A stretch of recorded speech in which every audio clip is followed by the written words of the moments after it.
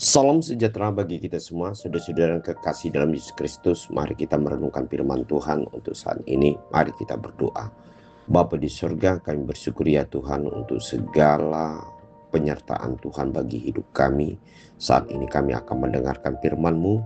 Biarlah Roh Kudus bekerja untuk memberikan pengertian hikmat bagi kami, sehingga kami dapat memahami maksud tujuan Tuhan di dalam kehidupan kami.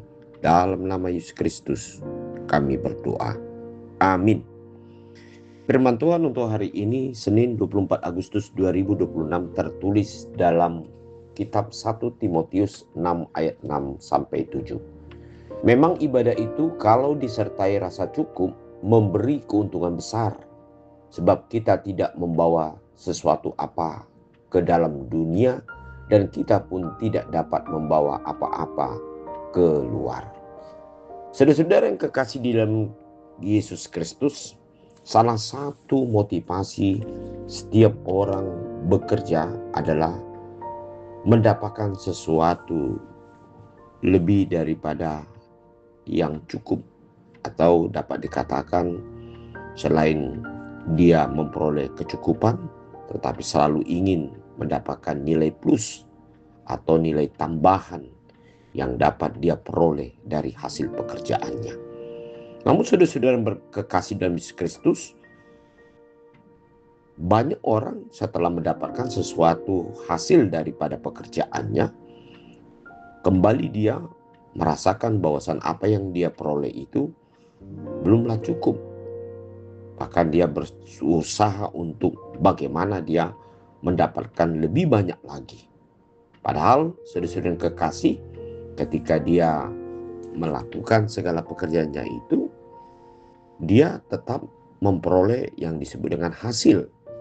Tapi hasilnya itu tetap juga tidak mencukupi dirasakan di dalam dirinya.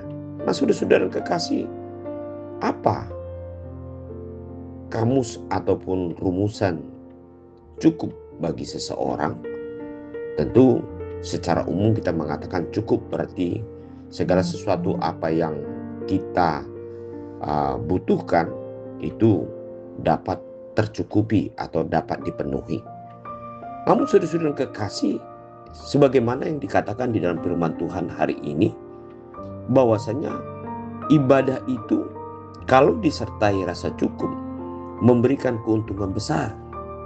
Mengapa firman ini dikatakan bahwasanya rasa cukup itu merupakan bagian daripada suatu ibadah kehidupan orang yang percaya?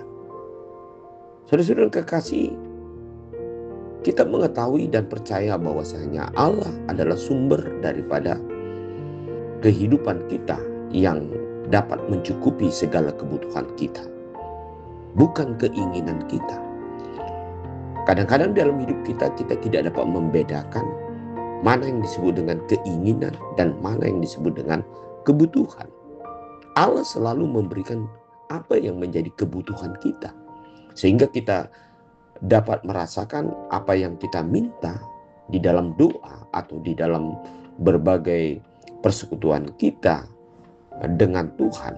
Disitulah kita akan melihat bagaimana Allah itu akan memenuhi apa yang menjadi sesuatu yang penting atau yang perlu dalam hidup kita.